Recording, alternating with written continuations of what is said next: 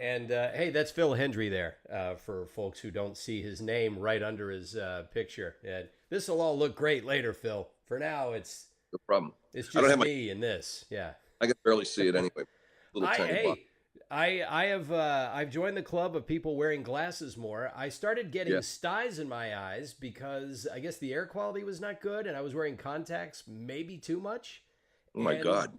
I know. And so I finally got a handle on those. And I thought, I kind of like wearing glasses. You just pop them right off.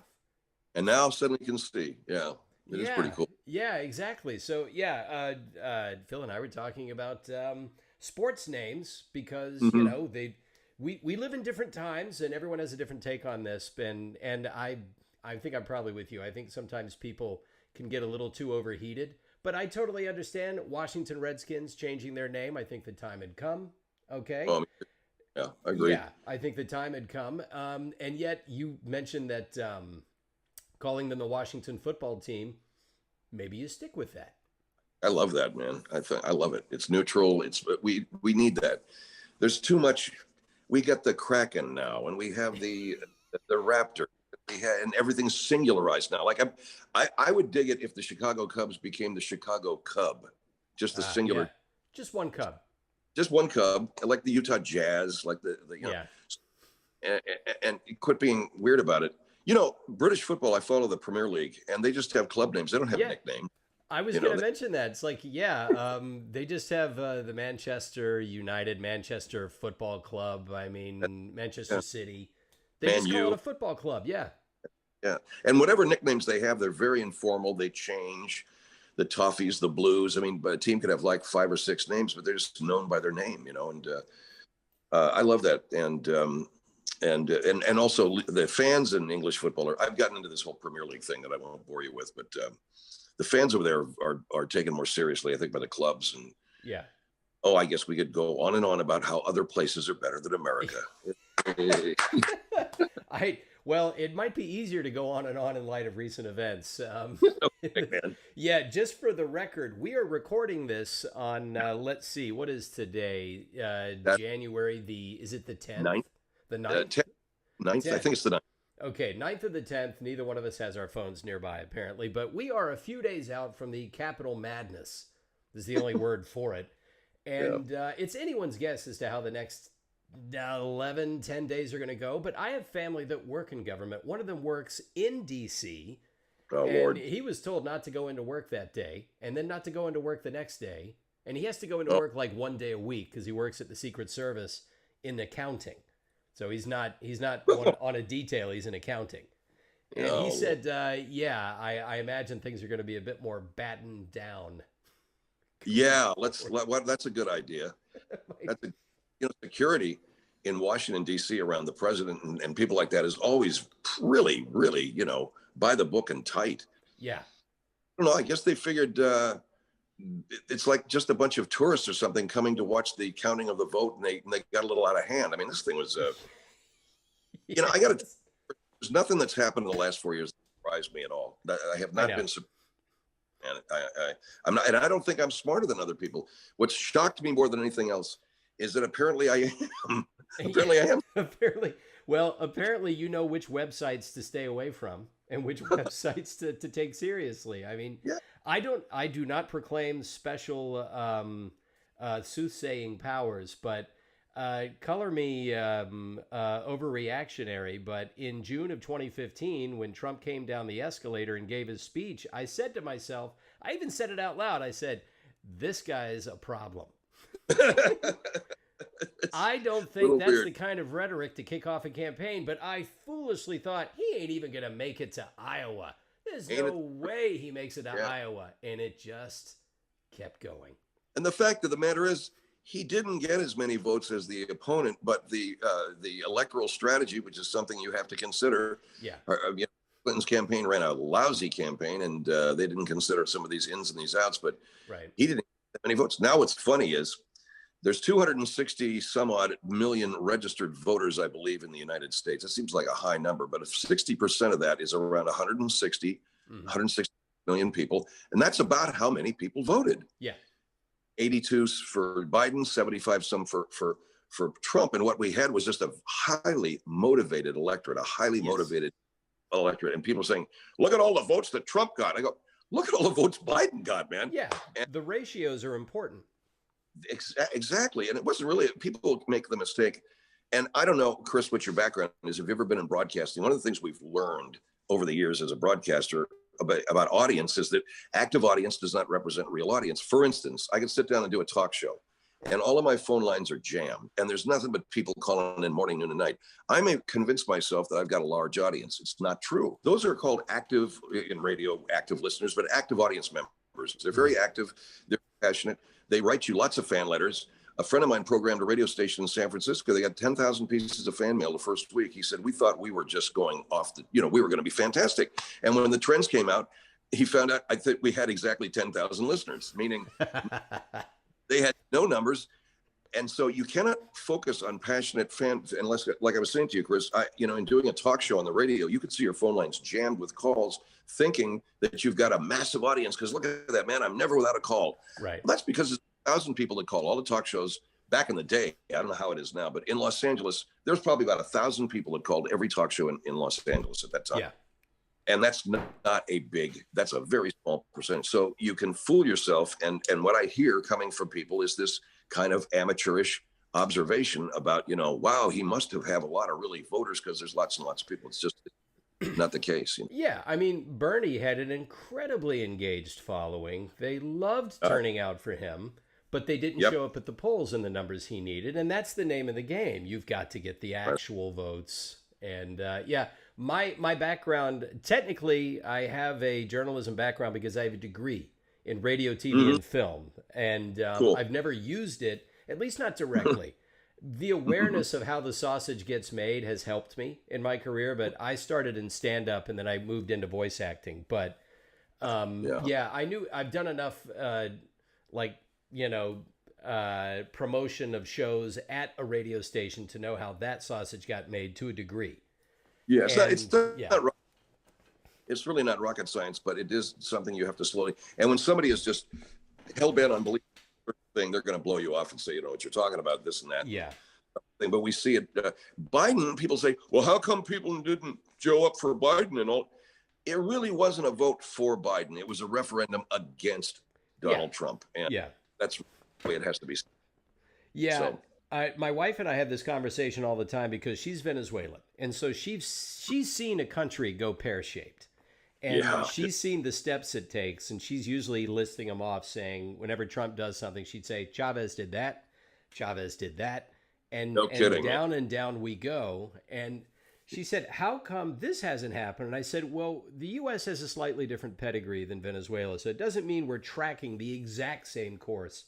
But, man, there is some scary parallels. And some of this you do find in media, and both of us, I think, have an extra dog in the fight. Me coming from a journalism degree, you coming from an illustrious career in media, just how much someone in a position of authority can affect public opinion. And just how easily a lot of this message that Trump broadcast out there got amplified by all the wrong people. Oh, yeah. I mean, and we're living in a point in the history of communication where we have this thing called internet, which is the exactly wrong thing at the wrong time as far as country's politics. But nonetheless, there's tons and tons of information. There's a really brilliant interview that's circulating online right now of David Bowie back in 1999. I don't know if you saw it, Chris. I don't know if I've seen it. It's brilliant. Bowie predicts this. In the interviewer says, well, it's really just a delivery system, isn't it? He goes, no, it's an alien life form. He said, life form, and it's just landed. And he said, we're on the cusp of something exhilarating and terrifying. He said, we used to have a singular society where there was the right and the wrong. There were 2 points of view. Now we have 1, 2, 3, 4, 5, 6, 7 different points of view. And they're all sort of being given equal weight. And this is him talking 21 years ago. Right. And he's right. It's all come true. All of these, even the ignorant are given their equal play on the stage of information, which should not be. People with information should be given that. Nonetheless, Twitter took a big step in just saying, yeah, you're right. You can't shout fire in a crowded theater. we're going to ban Donald Trump, because free speech does, as we all learned in school, free speech ends at the point where you do misinform to the point of destructive intent.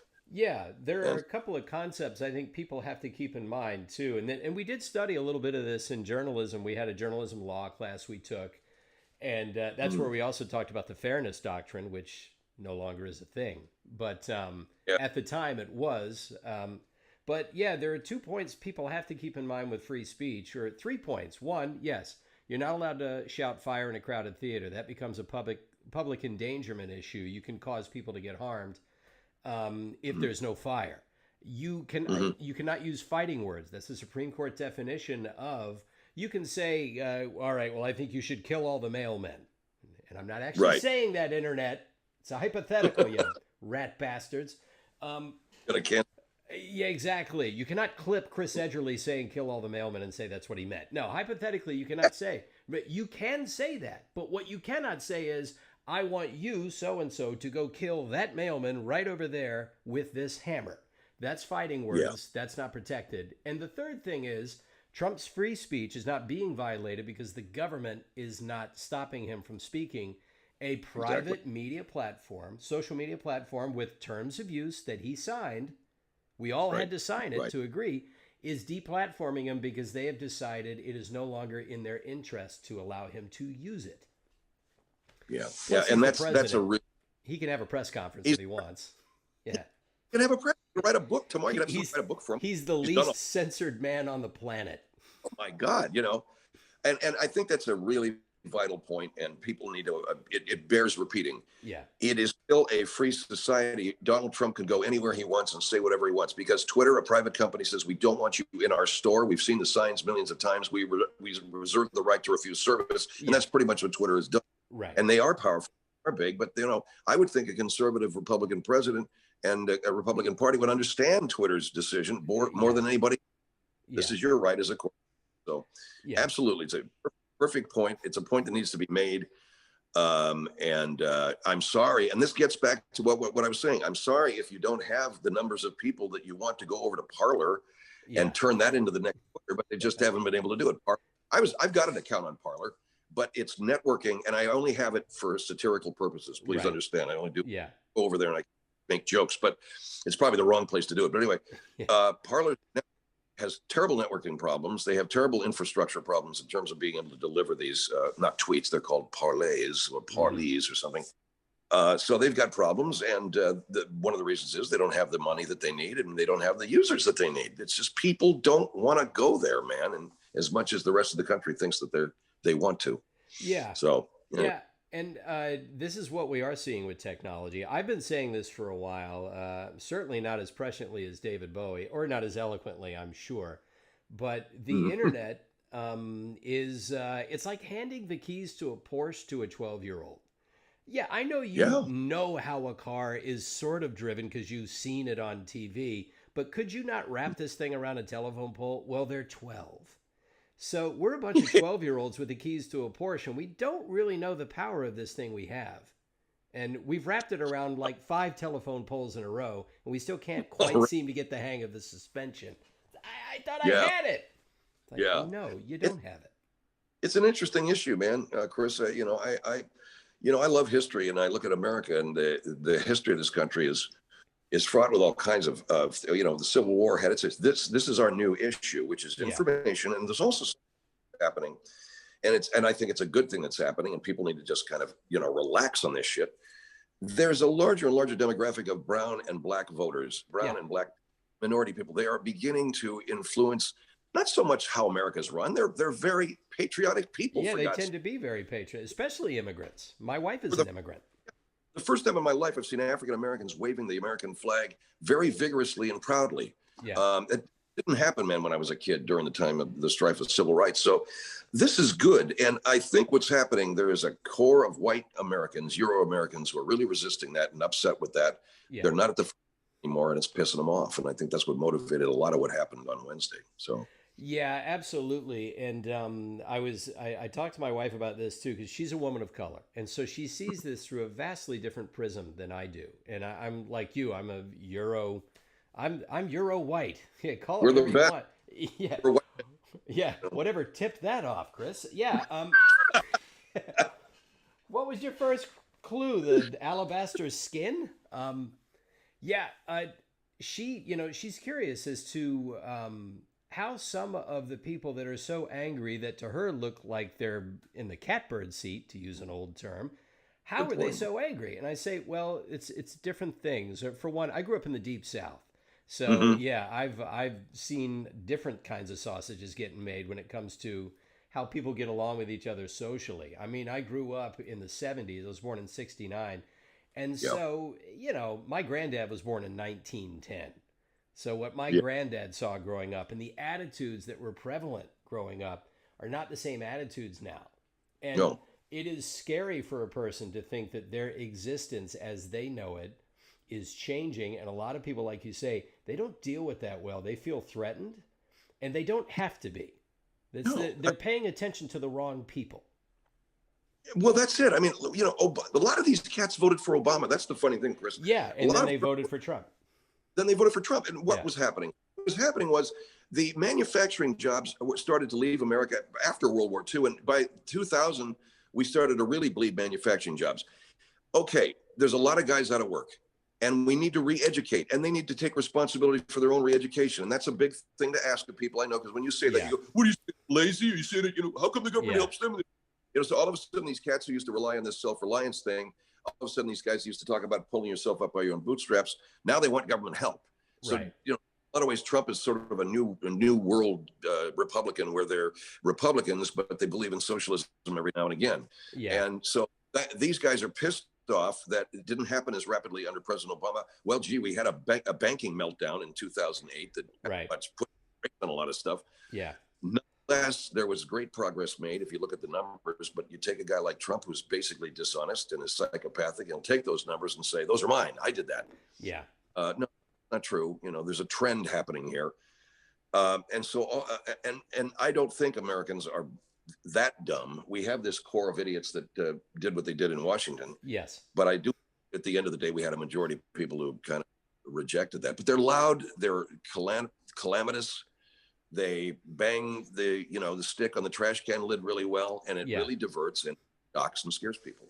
It does. And how we get news has changed a lot as well, because it used to be, and this will sound totally alien to someone younger listening to this and watching this, but used to be you got the morning paper. Mm-hmm. And that had yesterday's news that happened mostly in the evening. And then you had the evening paper. You had a different paper come out. And I would think, what an incredible technological feat that they issue a newspaper twice a day.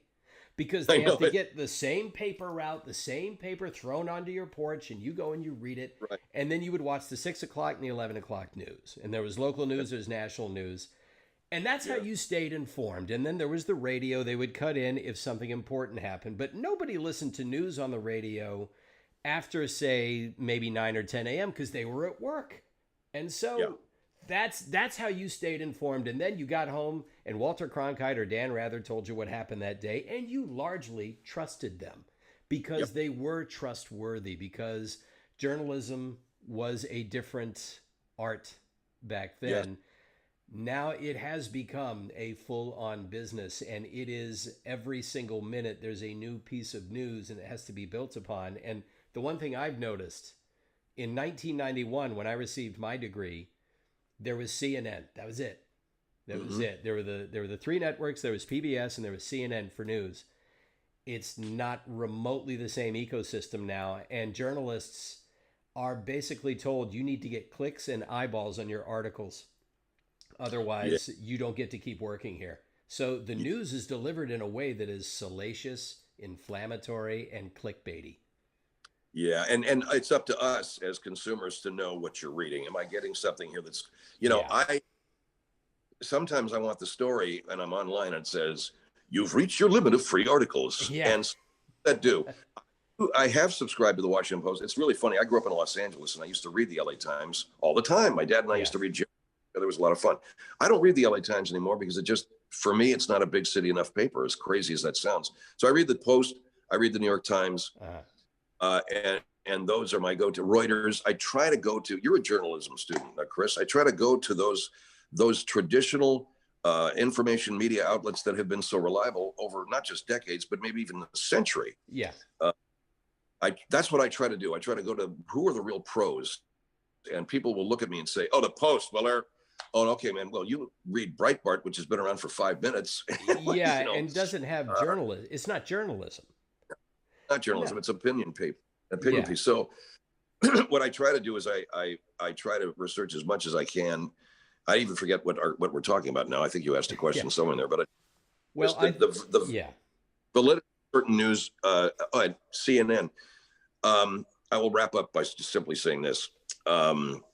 When you watch, there's a tremendous amount of responsibility for you to get the truth and to get the information as a consumer. And I'm sorry that that's hard. I'm sorry that it used to be just, force fed to us, or just given to us in a teaspoon. But now we have to take that responsibility, For sure. And we're raising 2 kids right now. We have a 7 and a 9-year-old, and we're homeschooling them. And not just, they go to their school, but we Zoom now because of the pandemic. No, we tried that, and they finished their school year. And then in September, we decided, no, we're detaching them from school altogether. We're going to homeschool. Partially because my wife just decided, you know what, I think I'm going to reach them more if I'm just directly working with them, because the poor teacher is trying to control 14 students on one Zoom call. It's hard. So we've taken this ball and are running with it. And the number one thing we want to pass along to them is the ability to think critically. So you need to be able to be given a piece of information or an idea, and you need to be able to examine it multifacetedly. So you need to be able to think to yourself, here's one point of view. What's the other point of view? You don't know an idea has been tested until you've read the strongest argument against it. And now, under what circumstances would you change your mind? If people were willing to ask themselves those 3 questions, what do you believe? What's the strongest argument against it? And under what circumstances would you change your mind? If you can read the news in that way, and if you can hear arguments from the other side in that way, then I think we would have a harder time getting a demagogue into the White House. I think people would have seen Trump coming down the escalator, promising what he promised, the way that he promised it, and thinking to themselves, this sounds like I'm being sold a used car, because he's saying we're going to win like we've never won before, like you've never seen. You're going to get tired of all the winning. Remember that one? Yeah, exactly. Yeah, I mean, I think that the fact that this guy was resoundingly bounced out of office is encouraging. I didn't 70 million people. Then I didn't guess that there'd be 165 million people voting. So that was, I thought, but he did lose by a lot. He did lose in a landslide. He lost by, 4 or 5 percentage points, which is a lot, man. Yeah, it's a good, sturdy win. It is. The fact that this cadre of crazy people doesn't accept it has caused us this horrible, for the first time in 14 incursion of the Capitol. But automatically, and here's the internet again, Chris, automatically within 24 hours, there were people all over the country using face recognition technology and turning people in. Wait, do you mean if I walk out with Nancy Pelosi's gavel and her podium, someone's going to know? Now, here's another one that's really interesting. That guy that walked out with that podium is he's a house husband, stay-at-home father of 4 children. His wife's a doctor. He lives in a fairly nice, affluent neighborhood in Tampa. There was a retired Air Force man standing there with twist Ziploc, whatever the hell those ties, zip ties, with a helmet on. This guy is a retired lieutenant colonel in the Air Force who lives in an affluent suburb of Dallas. Yeah, not put upon working class people. These are white people who are losing their front of the line status. Right, because that's going back to the race. And not so much to the socioeconomic, although we're all under a lot of pressure socioeconomically. This, to me, is a racial thing, and it has been from the very beginning. When I say that to my friends, they're all like, no. Everything's race. No, not everything. But in this particular instance, I'm not stupid. I can see it. because there's no other logical argument that's being made by these people other than they just don't like what's happening. They just don't like, Obama. It's not lost on me, man, that all this stuff is happening after the 8 years of a black president, which I think really bugged a lot of people. And I know the old saying is, who's a racist? It's the guy who just won an argument from a liberal. I'm not calling these guys racist. I'm saying we're all products of a paradigm that existed and that is now beginning to dissolve away. And some people don't like the footing. Yeah, I think I think that's a good point you make too, is that you don't want to call everyone who supports Trump a racist because No. it's just not going to be that monolithic. But it is true, there is a shifting dynamic demographically in the country. And by the way, that's life, folks. That's history. Look at the history of any country. You're going to see the dynamics shift. The demographics will shift. This is the same thing with language. I understand certain terms fall out of favor. I don't always like the way they are treated as they fall out of favor. I think sometimes a mob can form in that regard as well, a virtual mob.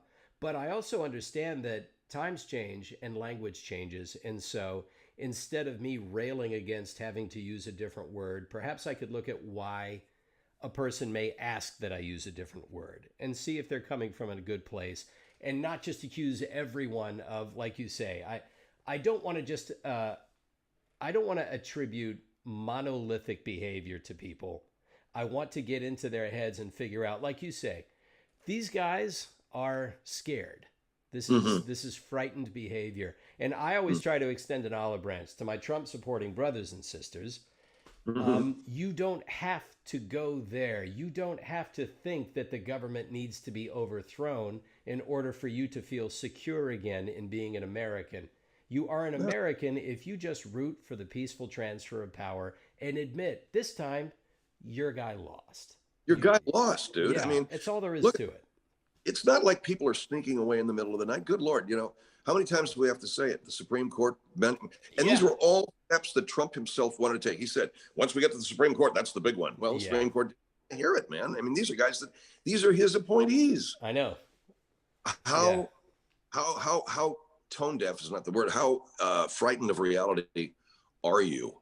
So the guys that stormed the Capitol represent to me a very, hot flashpoint sort of mob, but I don't know how many people they really represent. A friend of mine is a studio manager up in West Palm Beach who said, I voted for Trump. Yeah. I wanted to blow it all up. And this is 3 years later, this dude owns a business. He's not about to blow anything up. No.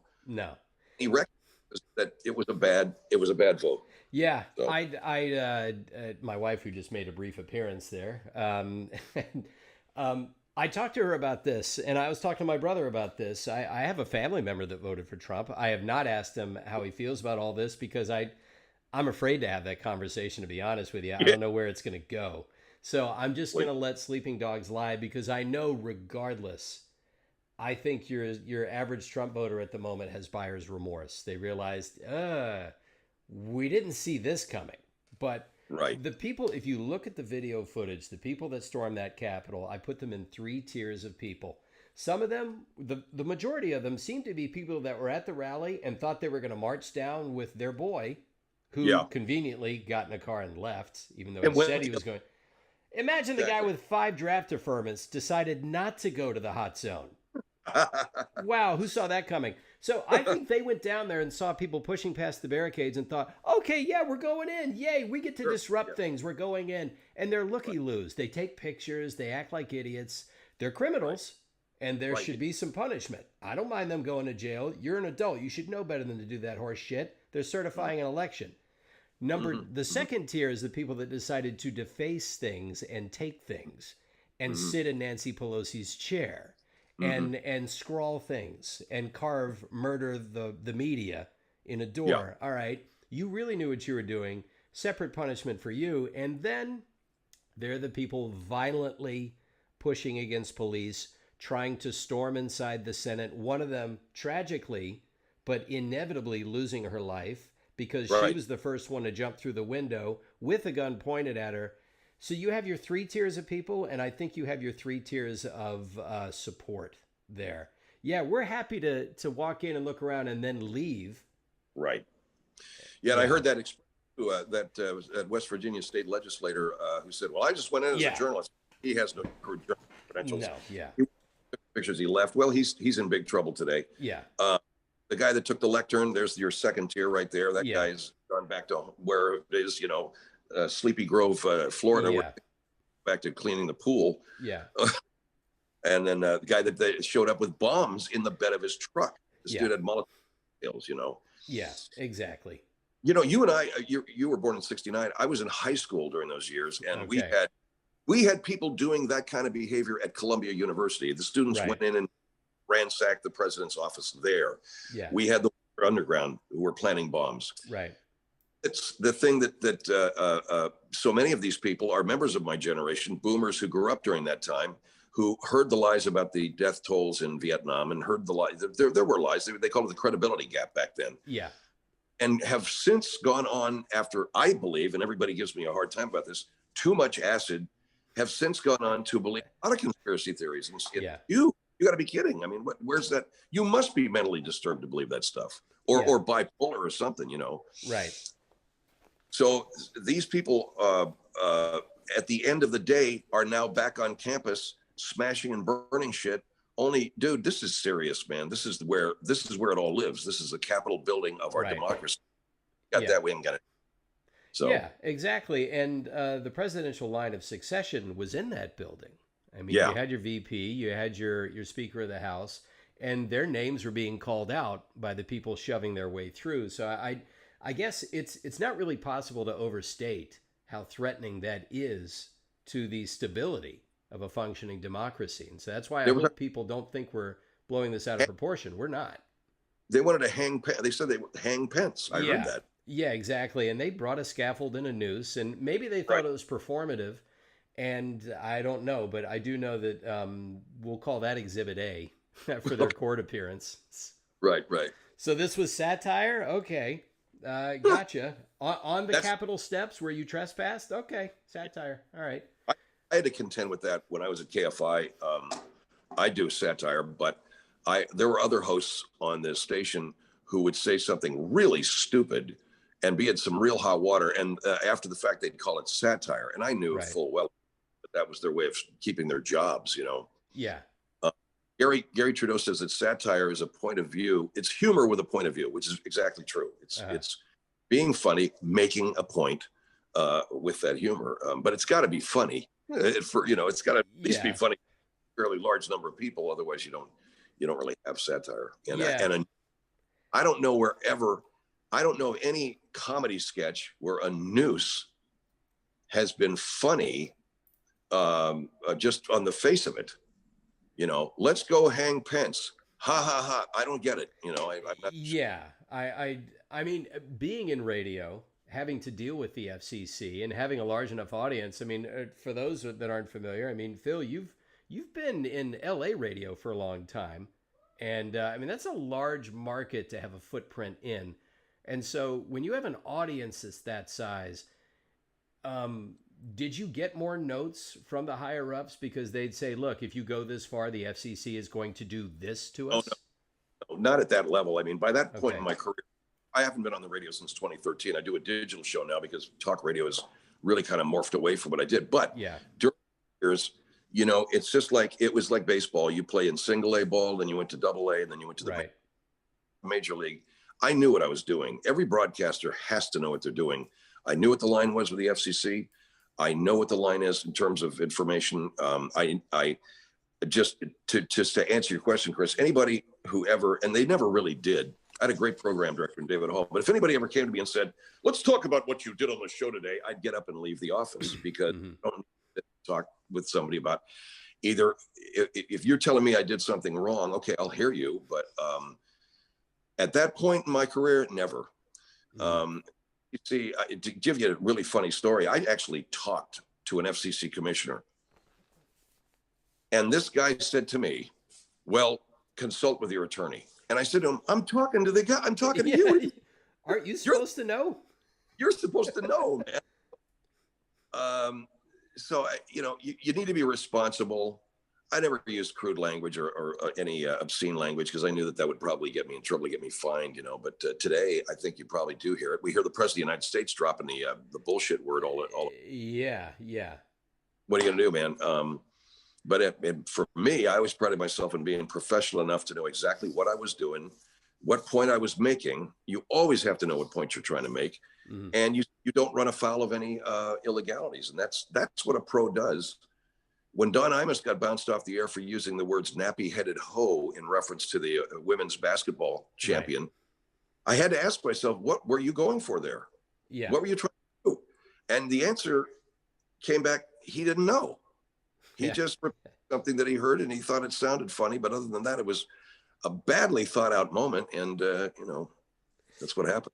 Yeah, I noticed that with like with Howard Stern, he always like if you look at the story of Howard Stern, and they make a lot out of this in the movie based on his book, but he was usually running afoul of a program director because they were worried about advertisers and, yes, to a degree, probably the FCC because it was broadcast radio. Soon as he moved to Sirius XM, that's satellite, and apparently the rules are out the window. They're out the window, completely out the window. Hey, do what you want. And of course, and Howard has admitted this, his therapy has kind of kicked in where he says, I'm just a nicer guy now. And if you listen to Howard Stern in the 80s, yes, the 80s were a different time, but also he was just a mean son of a bitch. He has people now on. He has pleasant conversations with them. It's a different show. Yeah. Well, and when you're doing a show like Howard, he brought to radio and probably to the entire idea of communication, one-on-one communication in media, he brought honesty, a real level of honesty that we'd never seen or heard. And and included political commentary as well as interpersonal. And he brought his whole family life onto the show that couldn't have been easy for him to do. No. But he committed himself to. So I have to admire him for that. As being, I think, the originator of that. I don't think we have talk radio today without Howard Stern. You don't have Limbaugh. You don't have any of these right wingers. So thanks a lot for that, Howard. And anyway, but you just don't have. So he was the game changer. And yeah, as you get older, you get softer. You get his life, I'm sure now with his wife is a lot easier. Yeah, and not being paid to keep advertisers happy. Subscribers. Right. Sirius XM going. So that's the big one. Like Netflix. Chris is like Netflix. Netflix is beautiful, man. They don't care. They don't the advertiser happy. Those dudes are all about the money. So yeah, and they, anyone who knows show business at all, who maybe has written a spec script, who's maybe tried to get something pitched. If it was a sitcom script, they said it's got to come in at this time. And if it's a movie script, it's got to be at least this many pages. Well, it still exists because we still have 30-minute format shows that have to be 22 to 24 minutes long and all that. But if you look at a Netflix show, they could give a rat's ass what the running time is. This is the story. This is how long it took us to tell it. That's it. Because we don't have advertisers. We don't care. And oddly enough, the source for this, Kevin Spacey, who's got a few problems, but he did say a few years ago, he said, it's no longer whether or not it's a feature-length film or an hour-long broadcast. Everything is content. And he was right about that. He was not right about grabbing a guy by the crotch and saying, this belongs to me. I'm afraid he was a little off there. Those are areas of life that allegedly. One must... Yeah, allegedly. What's the name of his show, man? Because that was really the one that House started... of Cards. Yeah, House of Cards. Based on a British show. Naturally. But, exactly. But yeah, that's the beauty part. And I like that. And there's lots of different platforms now, lots of different networks and outlets, which I think only helps creators, which brings us to the question of art. And I never believed that movies were art until the tools of art have to be into the hands of everybody. That way, I think you can call it an art form when everybody has those tools. But if it's a rich guy saying to another semi-rich guy, okay, I'll go ahead and give you the money to make your movie, I can't, in all conscience, call that an art. It's something, and it's good, but it's not an art. But when everybody has the movie camera and everybody has the production facility, and everybody does now, now it's become an art form. And even though everybody had canvas and paints all those many millions of years, there was only one Rembrandt, there was only one Picasso. The excellence remains. and the ones that achieve the heights remain. Just because lots of people have paints and brushes doesn't mean, or paints and canvas doesn't mean that suddenly gets diluted. Right. So man, it's a great time for communication. It's a great time but it's a great time for art, for comedy, for all the things that you and I do. I'd like to make a little bit more money, but yeah.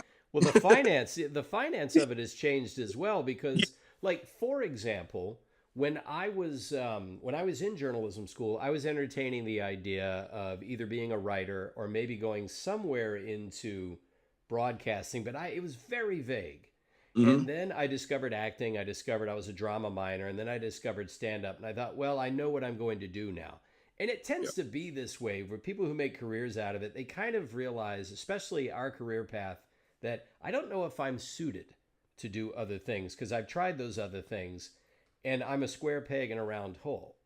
But as you come up, you realize, well, there's still a traditional career path I can take if I'm going to pursue an artistic career. Now, those doors have been thrown completely open because, like, coming up in your broadcast days, say when you were in your 20s and you're getting your feet wet, there was a career path you would take, but could you have possibly foreseen the fact that you wouldn't need to get a radio station to hire you in order to reach the same number of people? No, never. Yeah. In my industry, and I've talked to guys in the newspaper business, and this might have been you, Chris, who say to me, my industry's gone. Yeah. My industry of radio is pretty much gone, dude. Yeah. And fortunately for me, I have performance skills that a lot of guys in radio never had. If you're just spinning records or you're just doing a talk show, like, a regular political talk show where you're just talking to callers about how pissed off you are about, that's really very limited, man. Limiting. Doesn't take a lot of performance skill. I have to be honest when I say to you that I think it's probably the best thing that ever happened to my life, because I would have stayed in radio until the very end. I would never would have acting. I never would have branched out into voice acting. I never would have branched out owning my own business. Yeah. So no, I never would have. It happened. And fortunately for me, I sort of saw what was happening and pivoted, know. But I can tell you, man, there were a lot of people when the radio business went south that were like going, what do I do now? Yeah. What? This brings up an age-old question and an existential one, too. And the word pivot you use is becoming a term I think people are going to use more and hear more. And I've used it because I was in stand-up comedy. I did it for 10 years. I toured for 10 years. I followed the career trajectory, and I was getting burned out. And I realized that I don't think I'm in for the right reasons anymore. I just wanted to try and become famous. And I wanted to get that money, and I wanted the superficial things of it. I didn't care as much about the actual art form of it, and my act reflected it, and my enthusiasm reflected it. But what I dreamed of doing was voice acting, because it was the same kind of performing I got to do, the same voices like you. I would do a lot of voices and characters and things. And so I didn't know that's what it was called at the time, but I pivoted. And what you see more and more people having to do now, because technology is so dramatically changing vocational landscapes, is they have to go from radio to maybe digital, newspapers to maybe blogs. Right. They have to pivot, and a lot of people are not adapters. They don't adapt as well. They get entrenched. And you adapted. You said, okay, fine, I'll just turn left. Well, you have to make a living. You have to find, at the age of whatever I was, when radio really began to kind of turn away from me, I was well into my 50s. But fortunately for me, I had money to start a business. I knew people, all that stuff, so I could go out and continue to work. You have to, I think when we get to a point, no matter who we are, when we get to a point where we throw up our hands and we go, it's all too much for me, and we just scream and yell, we become one of those guys that, and we stop being survivors and adapters, like you said, and people who, well, let's see, where else can I go? What else is there? What happened to these? We hear people talk about, pulling themselves up by their bootstraps, but that's exactly what I did, what you've done, what so many people have done. We did the American thing. We said, well, let's find a way to get this done, Right. Right. And I think it's an important distinction you make there as well. When you have to throw your hands up and get frustrated, because Lord knows we all have, especially in Yeah, show business. If you're in show business and you haven't at some point been frustrated, you're not as in show business as you think you are, because that business is designed to piss you off. So, mm, but if you choose to just simply blame someone else for your frustrations, whatever solution you come up with is not likely to be constructive. It's no, likely to be based on someone else doing something to make you feel better. But if you say, okay, yeah, fine, I acknowledge that there's a lot of bullshit standing in my way, but right. why don't I take it upon myself to find a way through it, around it, over it, without blaming somebody? Because Yeah, I tended to want to blame the industry for me not making it as far as I wanted to in stand up. But I got to be mhm, honest with myself. I gave up on my career long before the industry did. I bailed on being enthusiastic about it. How is a yeah, crowd really like? And I was doing do I was still getting laughs. I was still moving up slowly in the clubs, but I didn't mhm, care that much about it anymore. How's someone in the industry supposed to care about you and your act if you don't?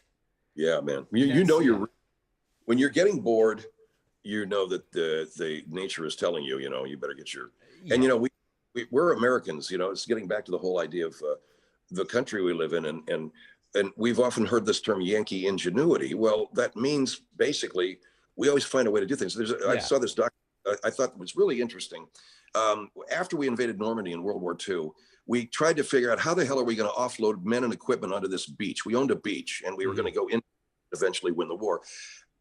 Americans came up with this thing called, I forget what it's called. It was the BlackBerry wharf. But basically, what we did is we hitched together a whole bunches of sections of pier and just parked it on the beach and Hmm. parked there.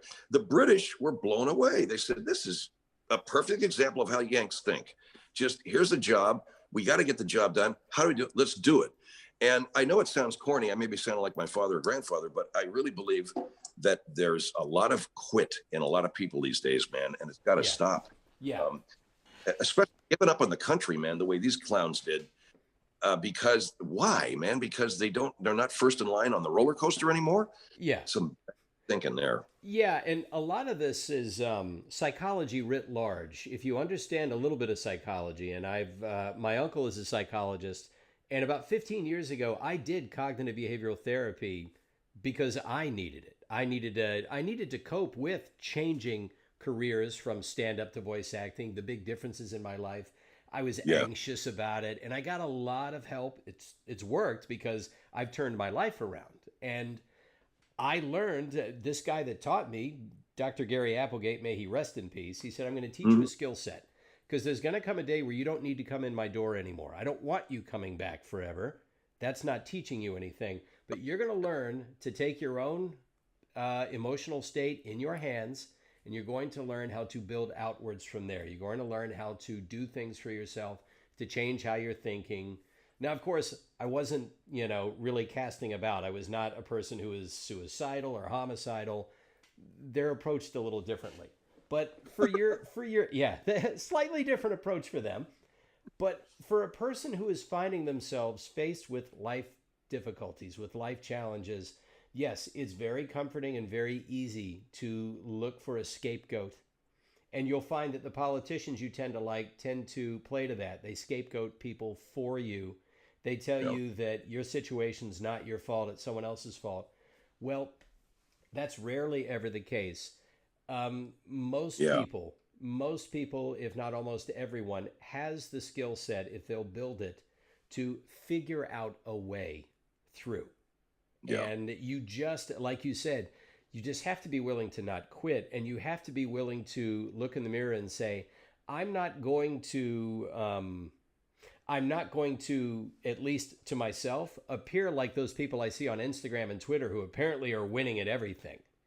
The facade that people project in their social media is that they're living a perfect life. Well, if you buy that, then I've got a degree from Trump well, University I could sell you. we're we're all a brand, aren't we? We're all Yeah, a everyone's a brand. But if brand. if if people realize that they have it within their own power to just simply set logical, appropriate, reasonable benchmarks for progress, they can slowly pull themselves out of whatever hole they're in. They just can't expect it to all happen like that, which is what the internet makes us think it's supposed to do. I know it. I know it's true. It sounds like you and I went through a couple of similar, maybe not similar, but we both had our moments where we went, this isn't working. What else am I going to do? Yeah. And I've always been feast or famine with my life. It's just crazy. Oh, yeah. Hendrie's either I'm way high or I'm just crashing. But, at the end of, I found myself at a desperate point in my life. My marriage had ended. I was full of a lot of rage. Mm-hmm. And I was in that pivotal moment of I was changing over. I was starting this new business.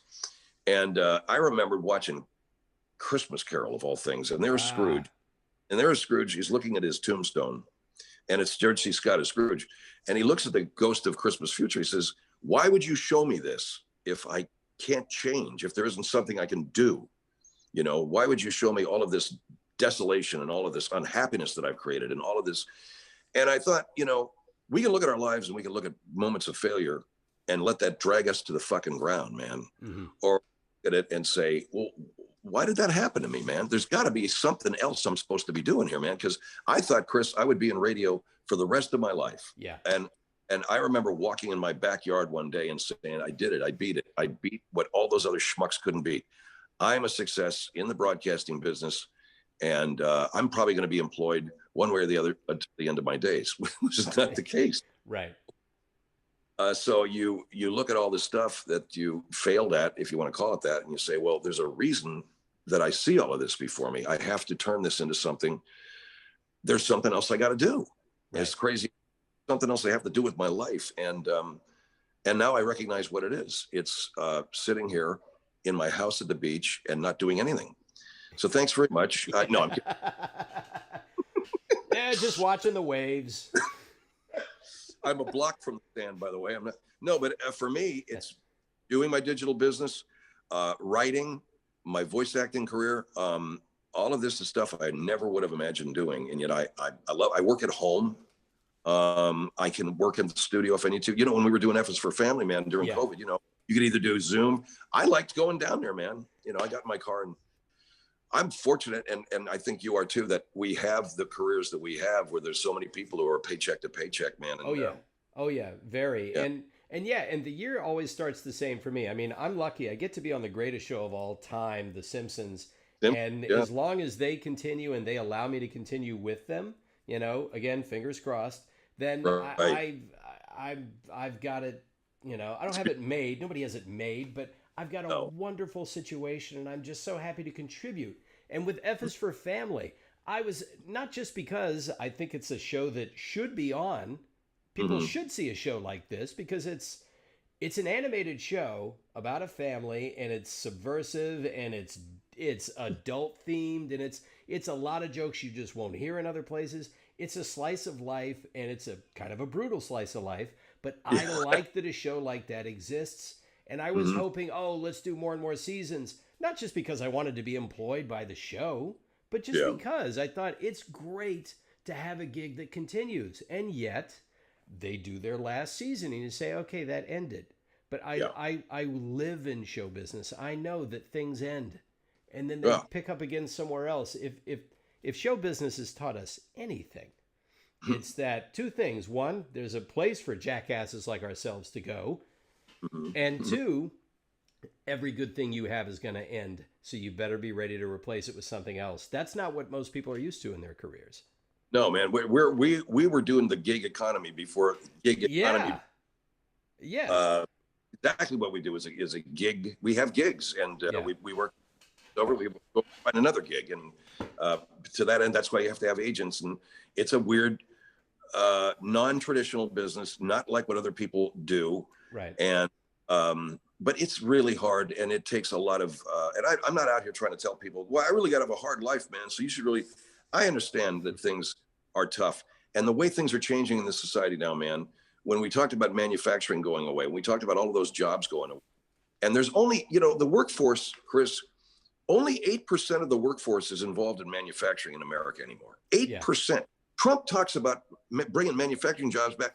That's nice. It's still only 8% of the workforce, man. We have got to begin to think about where we're putting our people and what other businesses we can place our people and what other training they can get, so that we don't have this displacement and this jarring displacement that's happened here over the last 20 years. Oh yeah, because technology is not going to stop. They're going to continue to invent new and better ways to do things, and that means inevitably fewer people needed to deliver those things. And I think I read, this could be true, it could not be true, but that one of the biggest growth sectors is caring for the elderly. So and The Simpsons even did an episode about that. They're training kids today to care for the elderly. That's going to be your skill set. And one day you'll be one of the elderly and someone will care for you. So, yeah. The boom, my generation was 75 million, I believe it was, born between 1945 and 1964. Yeah. And misstating that number. That was a lot of goddamn people, man. Yeah. And it has not been replicated, I don't think. I think they said we were on the verge of another baby boom, but I doubt it, not with the country the way it is. Yeah. However, we're all going to die, and then we'll be back to something else. So all of those elder care people, get it while it's hot, man. Get those gigs while they're happening. We You get a never last. know. Yeah, exactly. I do know that one of the and my uncle, the psychologist, would tell me that what he would teach his patients is something similar to what I learned, which is I want to teach people to be proactive, not reactive. I want to make sure that they're receiving the information, that they're at least able to understand what I'm telling them, but I also want them to learn that you can't just go around reacting all the time. You have to be able to get out in front sometimes, like with what you've decided to do. So, all right, I'm going to take more ownership of my gig so that I can initiate it. Now, not everyone thinks entrepreneurially, so we accept that. Not everyone has the same bent in life, but even people who require an employer need to learn to be more proactive in how they make themselves valuable for an employer. So, yeah, if you rely on someone hiring you, if you rely on going to the same job every day, totally cool. But you've got to learn how to not just passively wait for them to call you. You got to get out in front of it. Because like you, I don't want to see people out of work. I don't like Trump, and I don't like the people that enable him, but I don't want to see the people that voted for him continue to hurt. No. Nobody wins. Exactly. We got a country to save here, man. We've got a country that so all of those, whether they voted for Trump or not, they all need good jobs, and that's why the best thing that Biden can do, man, is succeed in helping, because Donald Trump will be forgotten very, very rapidly if that happens. But no, absolutely, man. We have to make sure that everybody's taken care of. Everybody's educated as to what's happening to them, and it's a big job. But you know what? That's the beautiful thing about history. I mean, it just takes us places we never thought we'd go. One of the things that the human race is bad at is predicting its own future. Yeah. We have drones today, but we don't have flying cars, Yeah, exactly. Where's my flying car? Everyone's saying that. Yeah. Well, I know that I can also see a streak of humanism in you, that, you'll take a very definite stance politically, but you're not doing it just to piss off the other side. Although, like you, as a comedian, I sometimes like to make certain people uncomfortable because I just don't like what they stand for. That's kind of what the court jester does, is speak truth to power. But I see that that you don't want to see the people that disagree with you to continue to have it bad, because then this just perpetuates things. Yeah, man. One of a dear friend of mine is a stunt man and owns the restaurant that's about a mile away from my house, and he's a Trump fan, and yet I love this guy. He has a family. He's got 2 kids. Got a damn good restaurant. Makes the best Long Island iced tea in history.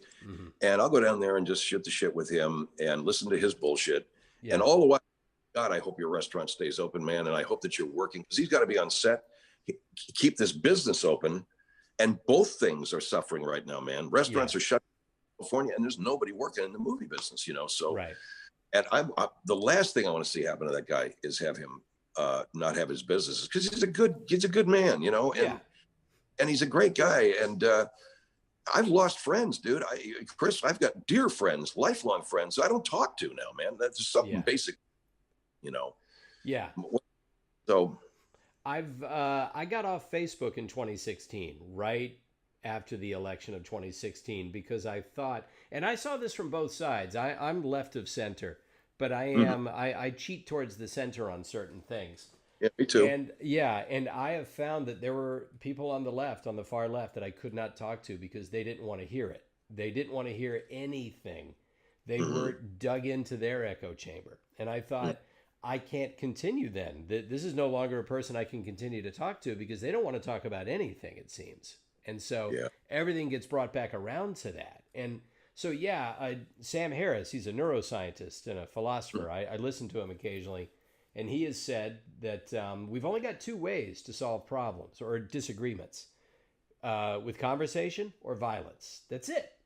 So if you don't know how to talk to people, if you don't allow a conversation to take place, you've only got one other way to solve your difference. Or you can just pretend it's not there, but that tends not to work either.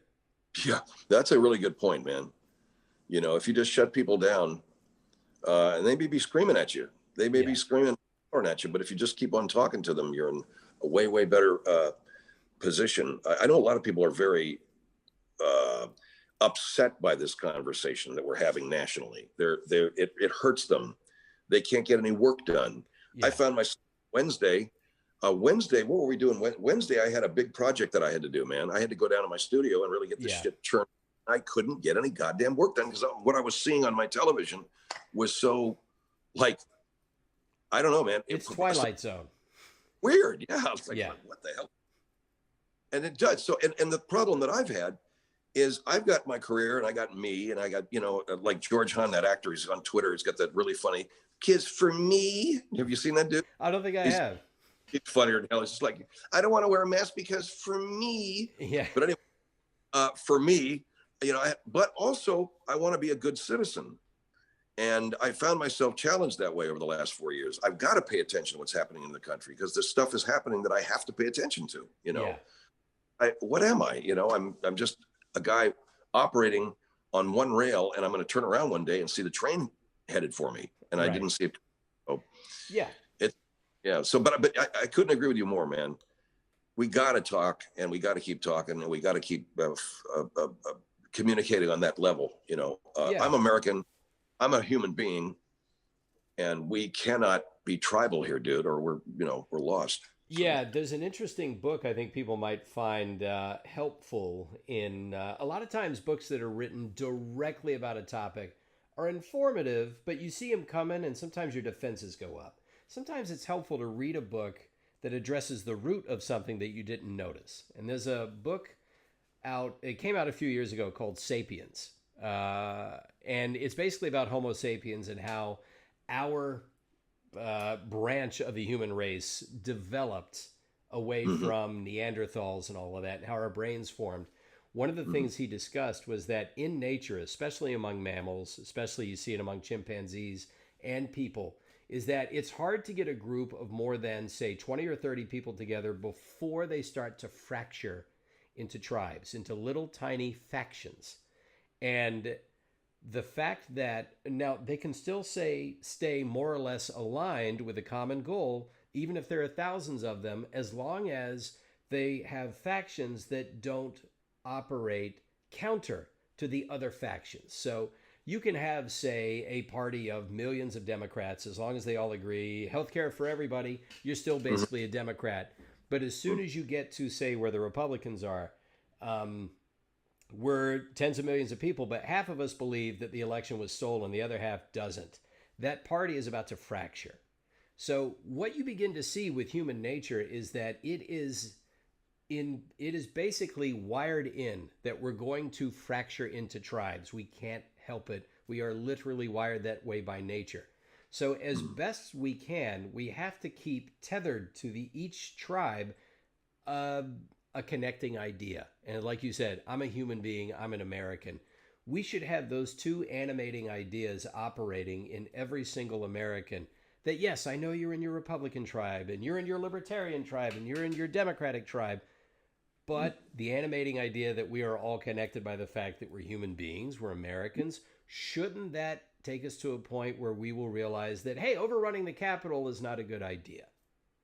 It should, and it must. Otherwise, Otherwise, we're facing the balkanization of America. You know, splintering off in all these small little. Yeah. Not the goal of human. That's not where. That's not been the march so far of the human race. The human race has been heading toward unity. Yeah. And this almost from the beginning, we've been heading toward unity. After the Second World War, we developed the United Nations as this concept of kind of settling things. And countries are not, supposed to come apart. They're supposed to come together. For some reason, everything got so scary that we went back to this nationalist idea. Yeah. Ideas that don't make any sense, ideas that don't work, ideas that are based simply upon the fact that I'm exhausted by this whole idea of of the world coming together and holding hands. I just want to go back to being an asshole, because it's much easier. Yes. And that's what I believe. And, to be perfectly honest, and I hope I'm not making too many people angry, but I've made a study of Donald Trump only because he was very familiar to me. I think I grew up with people like him. Yeah. This guy I watched him in the USFL. I was a big USFL fan, man, the spring football league. I had tickets to the damn LA Express out here at the Coliseum, and I watched him single-handedly destroy a very promising business enterprise. And since then, I saw him fail as a Hollywood producer. And this is a man who is only gets negative attention. He only reacts to negative attention. I think that's all he ever got when he was a kid was negative attention. Yeah. So there's a failure written all over this man. Mm-hmm. And for people to take his well-coiffed hair in his limousine and say, that's a success story, well, now we know. Right. Right. And I don't know how you look at 360,000 dead Americans, another 5 or 6 dead at the Capitol building after it was breached, a police officer murdered. And I don't know how you look at with an economy where millions of people are in the street and people are at food lines right now, in their cars waiting for boxes of fucking food. I don't know how you look at all of that and say this guy was a success. What's wrong with someone who thinks that way? Because they don't want to be wrong. They want to think somewhere in all of that, they're right. Somewhere in all of that, there's a success story. Otherwise, they have to face the facts that you and I have been talking about. I got to get my own shit together. I got to find a way forward without being a failure, Well, there's another, I love to refer people to books. They may or may not read them, but another great book, a very interesting book is, I believe it was Timothy Snyder, historian, and he's on Twitter as well. And he wrote about a lot of the parallels between how Putin's Russia operates and how it always has operated ever since Tsarist Russia.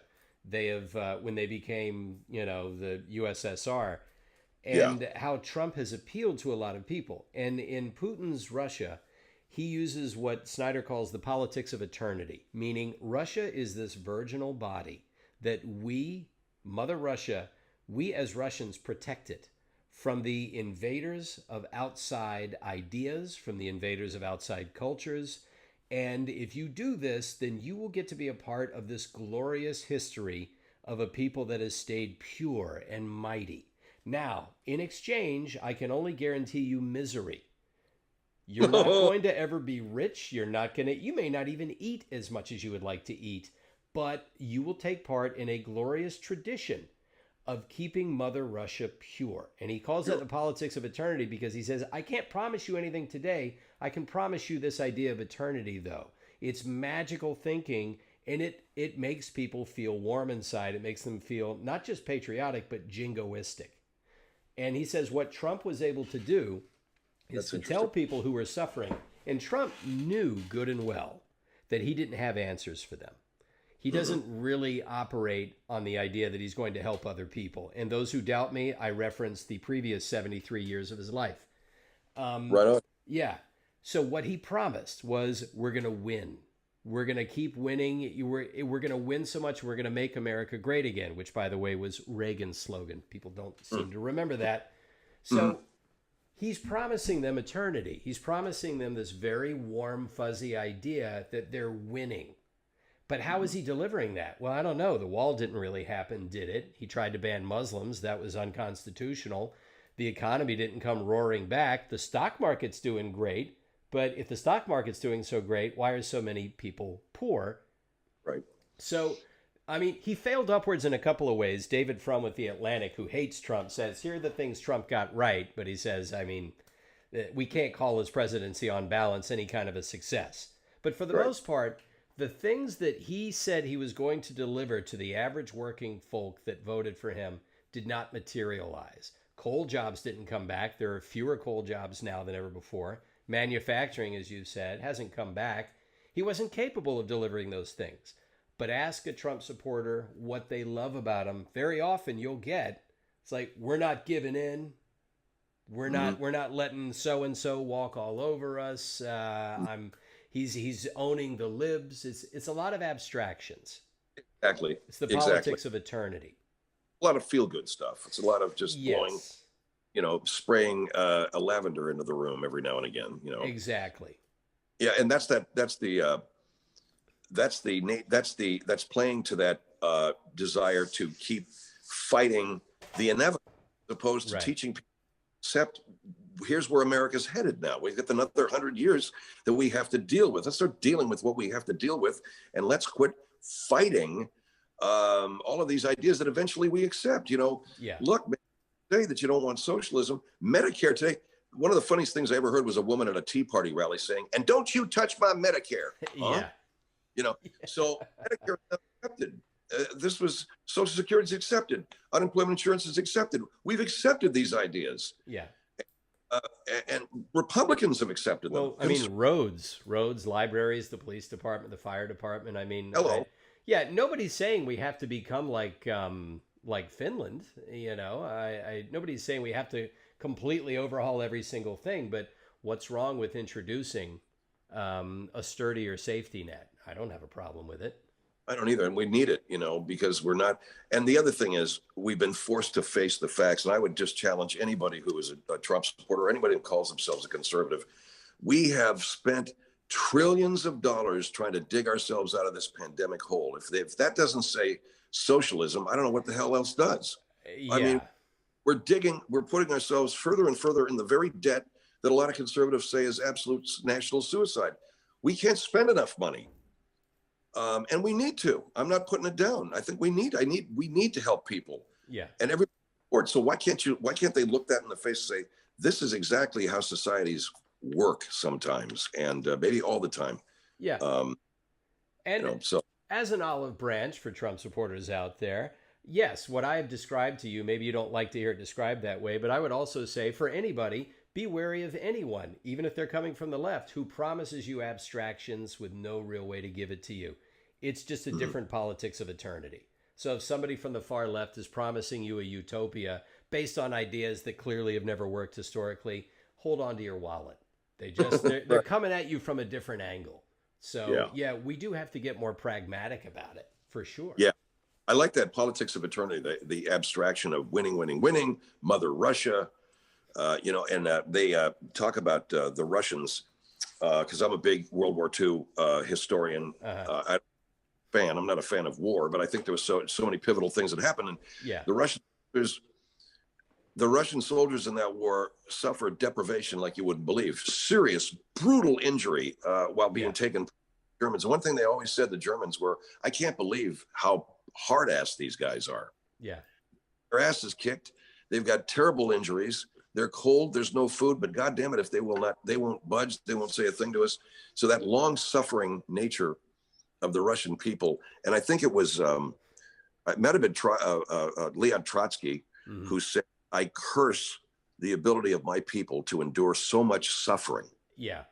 Because I can't get through to them that it doesn't have to be like this. Yeah, it conditions them to it. And and you find people like this in life. And I know as a performer who's also understands comedy, I know you've got to be a student of human nature. And that's evidenced by all the different characters you would do on your show. You surely see in some people that they just consign themselves to the idea that life is going to be a slog. And so this guy's just giving me more of what I was expecting. Well, that guy that you're voting for saw that in you and pounced. Yeah. He pounced. Yeah. So, I am curious, when you would do characters on your show, would you pull from personalities that you knew you had nothing in common with, but you couldn't wait to trot them out there and maybe illuminate something about them for people to maybe learn something? I think for me, Chris, it was just, I'd hear an interesting voice. I'd see an interesting and create a character out of it, because I needed that character to comment on something. here are very interesting voices, and they became certain people. Gary Spivey is an astrologer who sort of talks like Al Gore, and the list that Southerners have anyway. Well, I took that and turned him into a gay activist, Doug Danger, and again a gay journalist, man, a gay journalist. But what I did with the character, I didn't want him to be sexual. I wanted him to be political. Right. So I hard ass, like, I'm Doug Danger, I'm a gay man, and I tell somebody I'm gay, and if they give me the kind of the eye roll, yeah, I'll pin them up against the wall, and I'll say, you'll duke it out with people and shit. So that character was a character that came from the reality of a voice I heard, the reality of ACT UP, which was happening at the time. These really, really hard-ass freaking gay activists. Right. And then my desire to make this gay character non-sexual, but political in everyday life. So there's Doug talking about kicking anybody's ass that gives him any shit. So nobody that ever called the show could ever really take him on and do the traditional thing that people do, which is to mock him for his effeminate. Gotcha. They had to deal with this guy who was ready to get into their face. So I think characters evolve like that for me. And to answer your question, yeah, I think you do see in a character an ability to make a point, but it takes a while. The biography of these characters roll out slowly for me sometimes. So yeah, and plus it was how often would your show air? Like the traditional broadcast? It was a nightly show. We were on nightly, yeah. Okay. Did you get a sense of, okay, this character is going to take X number of weeks before it really settles in, before people start to incorporate it into their minds? I would. Character's not ready, but I came out of the box when I started the real incarnation of my show today, like in 1989, 90. I came out of 3 or 4 different characters that had been germinating in me anyway. But I got to answer your question. I'm trying to give it as honest an answer as I can. I don't think it's as calculated as that. I think anybody do that has my admiration. But for me, it's really just evolving as I perform it. And the biography develops as I perform. Like I was driving into work one night, and the San Fernando Valley was talking about seceding from LA City. Oh, yeah. And I heard this very monotone woman talking about, and she kept saying, my husband believes, and my husband believes, and my husband believes. And oh my God, this woman is a fascist, suburban fascist. So I brought her into my show, and I immediately gave her a name, and she became Bobby. But she evolved. She went from, my husband believes, and in the background, the husband we say, and also tell him this, and my husband also says, But what happened was she was too good to allow her to be manipulated by a husband. I made her the alpha dog, and the husband became this guy. Steve, go fill up my coffee. Okay, honey. This kind of, just this. So Bobby changed rather rapidly. Within 6 months, she went from saying my husband this, my husband that, to I'm the president of the Homeowners Association, and she had that whole thing. And she became the most popular character I've ever done. I mean, I hope I'm not dropping. I'll drop a name here. No, go ahead. But Patricia Arquette became a instant fan and engaged with Bobby on Twitter. Had these Bobby. Really? Bobby has more followers than any other character that I have, and I think it's because she is absolutely stark real, and so bloody,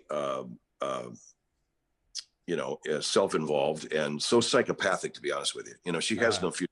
Bobby is a tragic character. Yeah, she's just a psychopath that no one can deal with on any human level. She's just and God rest my mother's soul, but there's a lot of my mom in her.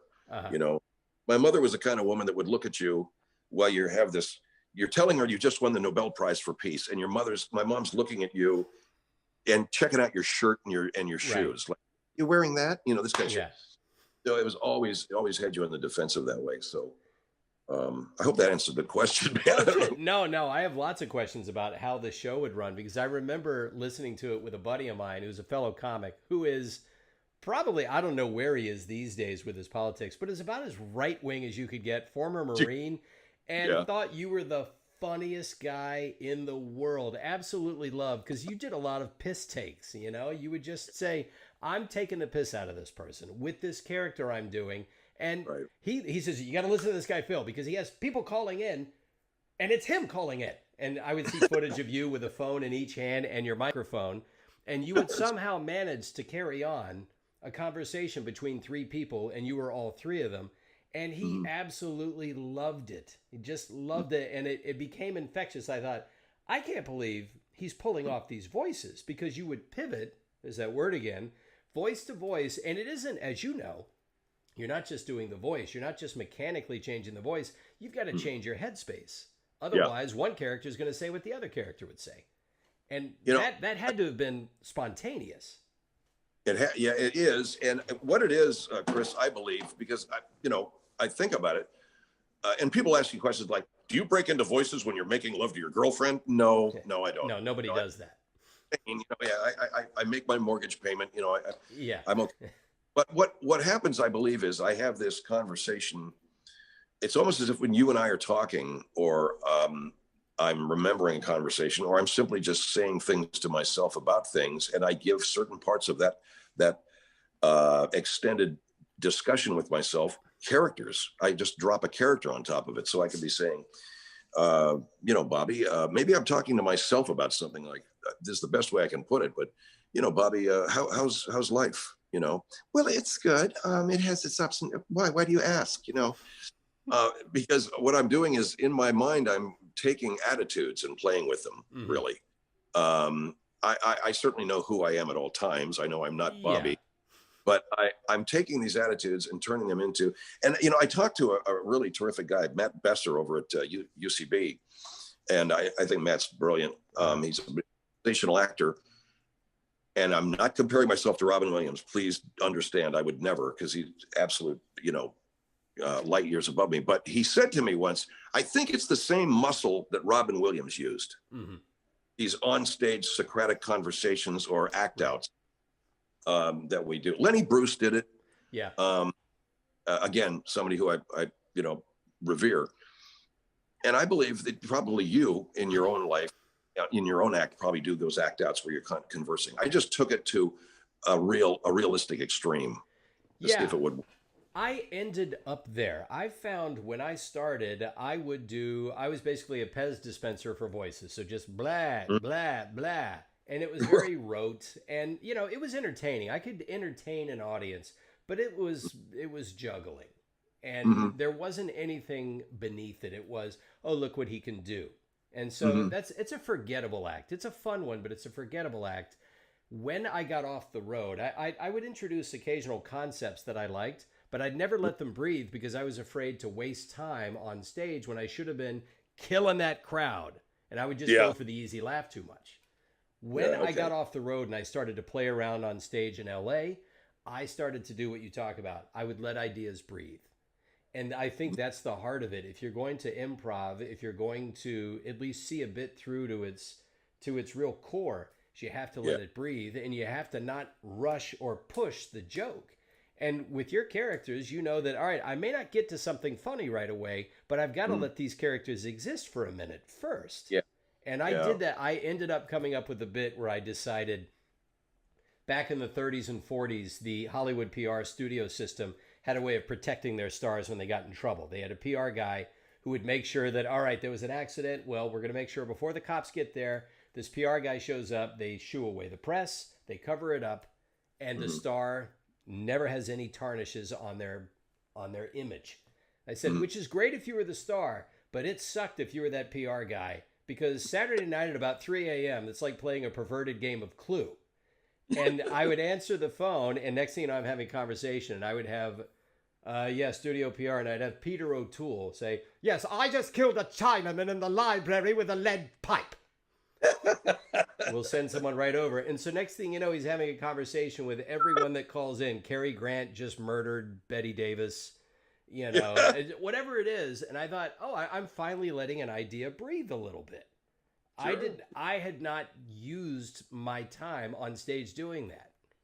Yeah. And I think on stage stand-up is so difficult. I could never do it. And that's why I never really got up on stage and did improv that way in a comedy club. Now, in an improv setting, that's a different thing. Yeah, they're expecting it.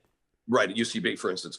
But no, the stand-up crowd expects joke. So I was intimidated in that setting. But the fact that you were able to do it, I think, is says a lot for you, man. And I had to keep it tight, though. Like you said, it had to be within a joke structure.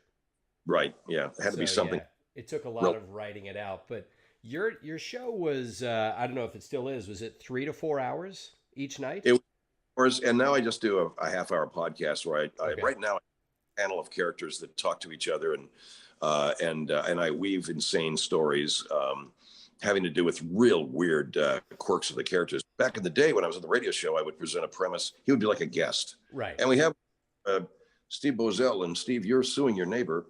I am. And what is this? He has a minor bird that called me an asshole, basically. And I understand it's juvenile, but I went into his house, this kind of shit. So he was called an asshole by his neighbor's minor bird. So he's suing the guy. And now comes the challenge. Can you make that something that people will call in about? And we did, because what I did is I always insisted that we maintain what's the reality. What if a guy really was suing his neighbor because his minor bird called him an asshole? What would that really sound like? It wouldn't be joking, it would be broad. It would be, you're right. It does sound, Mr. Hendrie, like a very strange thing, but let me tell you the background here. This guy has abused me over the years. You could get an audience to buy it, or at least buy it. He's nuts. One Halloween, I had a pilot character talking about he was afraid that witches and goblins would get sucked into the turbines of the engine. So a British pilot calls up and goes, I've never heard of anything more outrageous, goblins and witches, I would have that man taken off of my flight deck immediately, And I realized he's not believing anything the guy's saying. He just thinks he's nuts, which is almost as good, as thinking the guy's serious. Well, that begs the question. It was always I always wondered, okay, I know the number is less than 100%, but what is the percentage of people that know you're doing voices, and what's the percentage of people that think you've actually got somebody in there and are calling in seriously? Yeah, if your fan base, once you get up and running, like say my second year in Los Angeles, within 6-8 months of my time in LA, for instance, or just being national, your fan base is at 99%. Okay. The people that know what you're doing. And no, let me take that back. Probably around 90%. I'd say another 8% are people who just tuned in because it's what we call cume. They're just going from station to station. Don't really know what they're hearing. And the people that are actually believing that those are real weird people, probably less than 2%. Okay. Because your caller already really small, Okay. But as far as those moments on the show where you have someone who is totally credulous, that has to come from that 2%. It's like, all right, finally, I've got the moment I wanted. Someone is taking this shit seriously and engaging the character. And this is, I would have to imagine, I could be totally wrong and frequently am, that your listenership is waiting. They're enjoying the performance, but they're waiting on that one credulous person to call in. Yes, finally, Phil's got one on the line.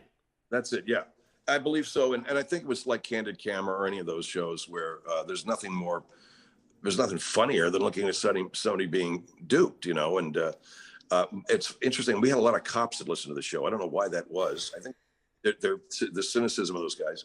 Yeah. But I think so. And it's an act that really was hard to do, was fun to do, was had a shelf life. I don't think we were going to do that show for 30 fucking years, man, unless we kept getting new stations around the world that were not delayed broadcasts, so you had to have a live audience. Right. But I think what you see in talk radio today, and I will take this as something that I did. I think my show destroyed talk radio, and the reason I say that is I don't think any phone screener in America today believes the people that are calling in. I think they have to screen them more strenuously, and I don't think listeners buy it anymore. I think listeners are now on guard that they're being fucked with, or being fucked with, Right. So I don't think our show was going to last, but what it did teach me was performance and creating characters. It taught me more than anything else that I'm an actor, however I don't know, but I have that skill set. And so it propelled me into the next level of what I wanted to Yeah. do with my career. Yeah. Well, it had quite a reach because a few years ago, I think when I started, I think I came in on the second season of F is for Family. Just doing what I typically do with a lot of shows is I'm a utility knife. Sure, I'm a me Swiss too. Army knife. Whatever you need, all right, I can do that. Yeah, plug them in. Yeah. And Yeah. so I'd mentioned over at The Simpsons, yeah, I'm getting to do this stuff on this great show, and Phil Hendrie's on it. And one of the writers who was directing the episode said, "Oh my God, I love Phil. He had an Mhm. episode where he had apparently a guest who was an expert on the Star Wars movies, and yet he kept from calling them Stars War." Now, the Yeah. thing Yeah. Yeah. about Stars War, and she said it was so funny that he got someone calling in that was pissed off saying, "It's Star Wars." Yes, I know. And Stars War has this main character. And it was such a tiny little tweak that you decided to do that you knew would be like dropping a stone into a clear pond. Yes, because there's nothing more devoted than a Star Wars fan, and they just mess with their reality. And Jack, you got your so comedy, you know. There's certain people. Pilots were always fun to screw with. Really? Pilots. Who screws with pilots, right? I know.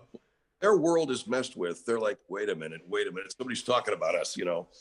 Um, Elderly African American women were the most formidable of all callers because they'd been through hell and back, many of them in their lives, and they weren't taking any shit anymore from anybody. You know, didn't matter. You know, veterans were always fun to fuck with.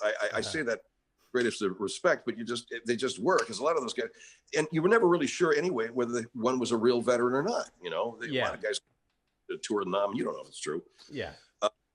So there are areas that you could always mess with, and knew that you had people ready to, you know, immigrants, anything having to do with immigration. I think what we did is we took what was people thought was a very trustworthy medium called talk radio, and we just blew it up. And speaking of blowing things, Yeah. And now it's become right wing. So I'm not so sure I did a good thing, but well, I do think it's interesting that, you know, having done the little bit of radio sort of drop-ins I would do, I'd show up at somebody's show and I'd plug something. And sometimes you'd be there and it'd be late at night. And you'd think, well, look, I know the peak listening times for radio is 6 to 10 morning drive. And maybe there's afternoon drive. But everything else is kind of flat. And we'd be on and it'd be midnight. I'd think, is anyone listening? And the guy I'd be talking to says, I don't think so, not really. And so we'd start to play a game. What can we say to get someone to call in? Because we're not sure anyone's listening. And I mean, that's usually where the subpoenas start flying. But there was this temptation to say, okay, fine, let's create something that is completely unbelievable and see if somebody will actually call in. Every now and then it would work. But yeah, there's that loneliness of the broadcaster where if nobody's calling you thinking, I wonder if anyone's actually listening at this moment.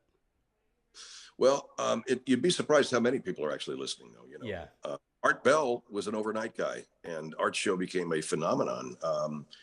Art's show became must listening for a lot of people, and he brought back something. I thought Art's show was very original. You know, he was the first guy to give dignity to people who believed in little green men. You know, he didn't laugh at them. You know, up to that, people who believed in Bigfoot were laughed at. Art sat there and said, "No, tell me about Bigfoot." You know, and he created quite a following overnight. You know, he had a national. And Larry King was another cat who did overnight radio. Larry was a great radio personality. I don't know about his TV show. Some people could take it or leave it, but as a radio host, he was phenomenal, man. And he had the perfect voice for an overnight show. You know, so there's been real phenomenal success stories in overnight radio back when it was a guy driving in the car and you got to hear something and you don't have the days before iPods and things, and just turn on the radio.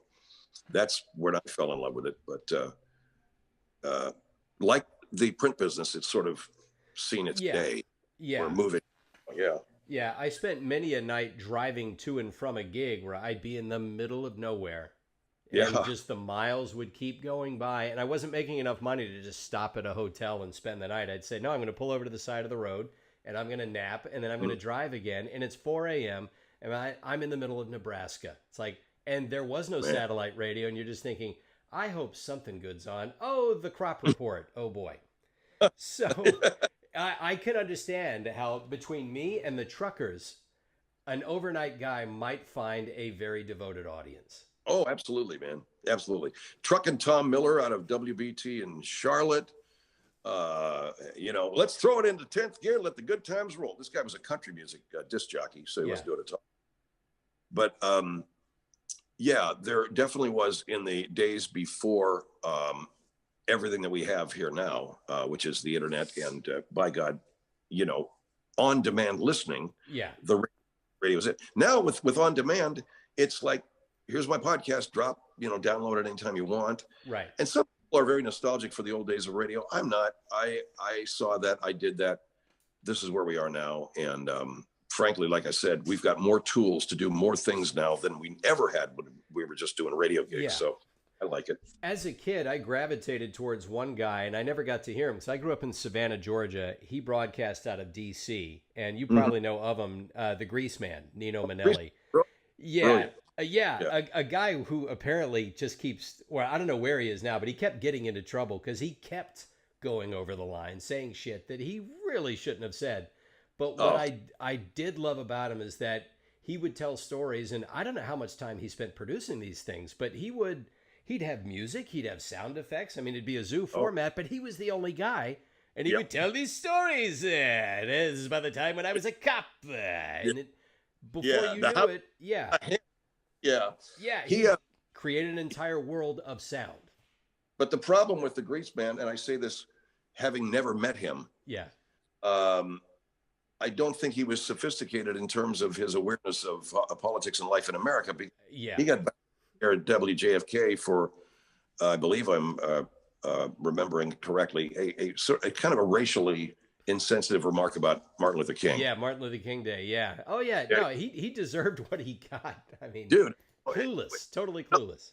Nobody's trying to get fired. Nobody's in there trying to get fired from some gig that's paying you $6 figures a year and $6 figures. You're not going in there trying to lose your job. So you have to be pretty stupid, man, to lose that job in such a manner. Yeah. And I say that with the greatest of respect. I think he's a brilliant, funny performer. Yeah. But in terms of his awareness of people, and what they're going to.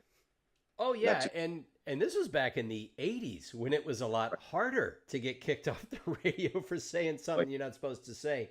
I mean, now I no longer do it. I had a stream on Twitch, and I don't know if you've looked into streaming on Twitch. It's a massive platform, but people are streaming, and usually it's them playing a game, but a lot of times it's them just chatting, and they'll appear on camera and they'll chat about whatever, and they have terms of use, terms of service, and the minefield is a bit more populated with traps now, and you have to be very careful about what you say because somewhere out there, someone's listening, and they're a part of an interest group that does not want to hear it, and if they know how to complain, then next thing you know, you can get deplatformed. And so, you always have to read the room, and you have to do your best to cultivate a following that is in on what you're doing. So that at the very least, there'll be this understanding, but no, that's not what you think he was saying. This is what he or she does. But it is a different landscape now. So you might have to be careful. You might have to just disclaim it every time you're on the air. Hi, I'm Phil. I'm Chris. And this is what you're here. Okay. Yeah. And this is about, so you can at least say, well, we had the terms of service there up front. Yeah, exactly. Because it is, I don't know if you've noticed this or if you have an opinion on it, but people have found that if they complain loudly enough using social media, they can cause someone's life to be quite complicated. And I sometimes wish people would learn how to take a joke or simply realize not everything is about how they feel. I don't think it has anything to do with taking a joke. I think people are now using it as a weapon to get rid of politics they don't like. I've had it attempted on me twice, but I'm able to come back from it because I know, again, this gets back to, you got to know exactly what it is you're doing. And when you do, you can defend yourself intelligently. When you don't, and you haunt, well, I didn't mean, and you're going to say something really stupid, like, I didn't mean to say that. What I meant to say, Jack, you're dead. Yeah. But if you know what you're doing and you know why you did it, you can always, at least you have that place of, this is where I'm coming from. If you don't like it, okay. But these people that are doing this cancel culture stuff, I believe have nefarious intent. I don't think they're really so much caring about the what the guy said is they want to get rid of the guy, Yeah. So Yeah, I think that a lot of people doing this are not acting in good faith. They'll say that I'm protecting these folks or my own folks, and I don't always see that. Yeah, some people have a right to feel offended by something, but does that mean the person who's providing the entertainment or the content has to tap dance around? yeah, I usually hear them making the argument that, well, you're perpetuating a kind of speech that makes life difficult for these people who are victimized. I'm thinking, I'm going to have to go back to the free speech thing. I'm going to have to just say, you know what? You don't have to like my show. You can right. organize other people to not like it if you want. That's your right to do it. But you should not ascribe motives to me that I don't have. And so don't tell me that I'm deliberately or even not deliberately making life different or worse for an entire class of people, depending on what I might say. This is not to say that I've been going around throwing out epithets everywhere, because I haven't. No. But as they say, free speech means you have to also defend the speech you don't like. You do. And you have to understand the context, and you have to be able to say to whoever's going to be, if you are the person who's doing the criticizing, you have to sometimes just, put on your big boy pants, as they say. Yeah. And if you're the person who's doing the speaking, just know what your point is. Look, if you that one race is less than another, or you believe that certain people should be thrown into ovens or whatever, all right, well, make that point. And don't get pissed off when people, A, don't like it, B, don't want it on their campus, which is their domain, or don't buy your books. Don't say being censored. No, you're just not being patronized, man. Nobody's buying your shit. John Fugelsang, who I like to listen to a lot on Sirius, has a great acronym for it. He says, I always think CIA, context, intent, and audience. So, because he's having to defend himself, and he's very progressive, but sometimes he'll be accused of being an enemy of this or that demographic, and he'll say, no, I made a joke, and you're misinterpreting it willfully. This is not what I said. This is what I said. And he says, the context was this, my intent, I've made it very clear, and the audience, I knew exactly who I was making the joke to. And a person who wants to criticize should keep that in mind. What's the context? Do you think the intent was nefarious, or were they honestly just trying to make a funny point? And audience, know the room. Just know the room. Yeah, I mean, we could go on and on about this stuff, but what I want people to know is where they can find you. Where can they listen to Phil Hendrie? Oh, thanks, Chris. I'm at philhendrieshow.com. I'm on Podcast One. I think we are not on Apple anymore because there was a delivery problem. iTunes and Amazon got all messed up, but site is the primary website to get our daily show for free. And then you can subscribe if you want. philhendrieshow.com. We have a YouTube channel, which is called The Real Bud Dickman. And then, other things like that. And we're starting our last season. I shouldn't say, maybe to cut this out, but we're on F is for Family. Having another season this season come to. And also occasionally you'll see me popping up on Rick and Morty, as well as Midnight Gospel, which is a brilliant new effort from Duncan Trussell. Nice. Boom. Well, it's nice to see you find all these other lily pads to land on, because yeah, exactly. I mean, this is, you're somebody whose work I really admire, and I see, he does that. I thought I was the only one that did that. And then there's so many of us that do that. We just did it in our rooms with a tape recorder. And, I would have conversations with myself on a tape recorder and play it back and blah, blah, blah. And I thought, this guy made a career out of it. I didn't think that was possible. Well, it's not only possible, it's doable. Yeah, it's doable. And we all had that tape recorder as kids, thank goodness. So yeah. Lots of ways to use it for evil, like we did. But thank you so much for spending time with me. And folks, check out Phil Hendrie, because if you are like one of my fans, a lot of them love to get into voice acting. They want to know how you get a career in voice acting. They want to know how you get into just getting content out. Phil is a wonderful case study. He's got the goods, and he's making it happen, and he's made it happen for decades. Go learn something and have some fun while you're at it. Thanks, brother. It was a lot of fun, Chris. I appreciate it. Thank you, Phil.